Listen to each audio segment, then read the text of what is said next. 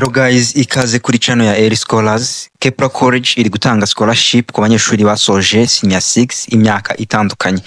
Waba usoje uyu mwaka, waba barasoje undi mwaka utari uyu nguyu, aba ari abanyeshuri bagerageje amahirwe bagakora application muri University of Rwanda cyangwa se muri Rwanda Polytechnic na IPRC zitandukanye, bakaba batarabaye selected. Mwese muze mbereke ibisabwa, mbereke ibyo bari kugenderaho, ndetse nkubwire information zose z'ingenzi zagufasha kugira ngo ube waba ari wowe uhabwa iyi scholarship yo muri Kepler College.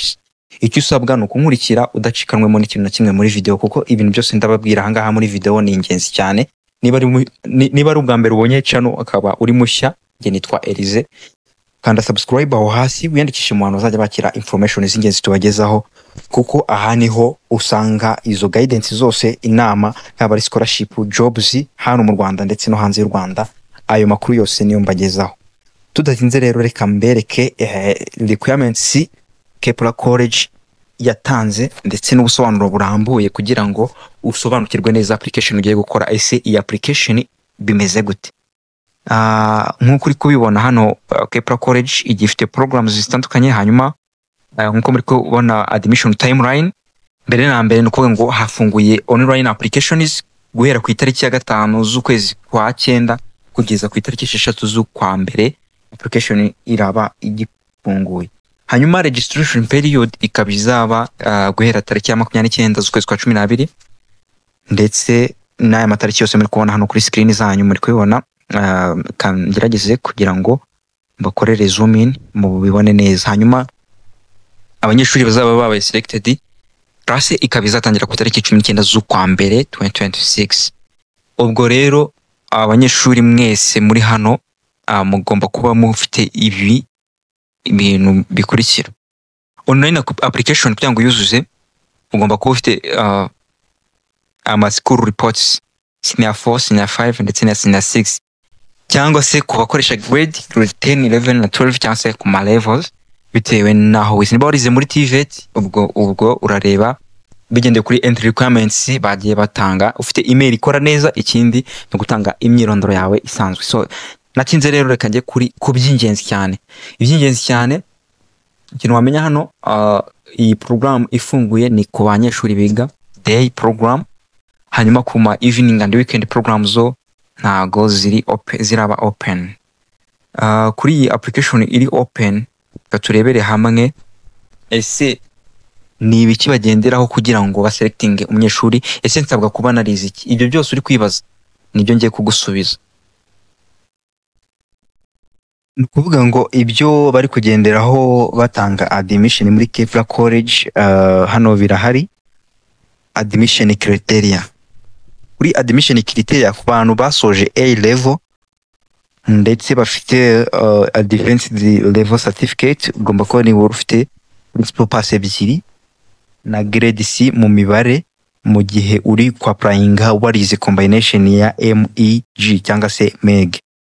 Ku muntu wize MCE, abantu bize MPC, abantu bize MCB, abantu bize PCM, abo bose n'abantu bemerewe kwa applyinga muri programu yo muri Kepler College. Tugeze ku bantu bize TVET cyangwa se TSS, cyangwa TSS, usanga hano hari kusabwa umunyeshuri nyine wasoje level 5 akaba afite nawe principal pass ebyiri, yarize ICT multimedia cyangwa se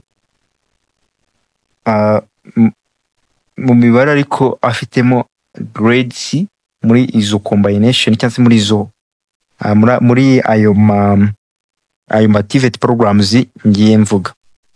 Ikindi ku bantu bize ku bantu bize ibintu bijyanye no kwigisha cyangwa se TTC, umunyeshuri wa applying agomba kuba yarasoje level 5 afite nawe principal pass.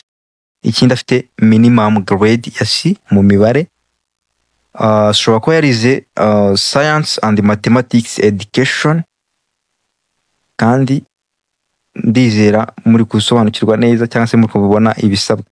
Kandi afite teacher training certificate cyangwa se accounting, cyangwa umuntu wize accounting. So ubwo izi ni programs zose zemerewe ziri eligible. Hanyuma izi criteria nkuko muri kuzibona zisetinze hagendewe kuri gahunda ya kera yasabaga two principal passes. Bigendanye na programu nshyashya, ndizera abantu benshi batandukanye mwa checkinga neza izi eligibility, mukaba mwakora application. Hari abasoje muri imyaka 2 ingahe ishize barapdatinze ibintu bya grading system, so n'abantu baprayinze mbere y'imyaka bose bari allowed gukora application. Hanyuma iyo umaze kureba izi entry requirements nkuko mubibona aha ngaha kuri day program, kuvuga ngo abanyeshuri bo mu Rwanda bemerewe gusaba financial aid. Ni iyi financial aid ni bwa buryo bwa scholarship turi kuvuga, ukuvuga ngo bakwishyurira amafaranga y'ishuri kuri programs wahisemo kwiga muri Kepler College, ukaziga, wamara kuziga ukazishyura amafaranga ari uko wabonye akazi. Hanyuma kuba international applicants bo no kwishyurira. Ikindi ku munyeshuri uzaba accepted muri program azaba asabwa kwishyura 50,000 bya registration fee. Nkuko mubizi ibi nagari ibintu bikomeye cyane n'aba admitted muri University of Rwanda nabo bajya batanga application fee ageze nko mu 50,000. Murumva ko hano Kepler College ijya gukora nkuko University of Rwanda itanga loans kufatanya na heke. So na hano rero Kepler College kufatanye na Shansen hatanga scholarship mw'ubwo buryo basobanuriye. So ntihagire umuntu n'umwe rero ucikanwa n'aya mahirwe. Abanyeshuri batandukanye bagiye babura amahirwe, mwabasangiza iyi video bakagerageza kwa applyinga, kuko iyi ni imwe muri application nziza. Iyi college ni imwe muri college zitanga degree meza ndetse n'ubumenyi bwizewe kandi bwagushira ku isoko ry'umurimo. So application ku muntu ushaka kwa applyinga niyo part ngiye kubagereraho ubu ngubu.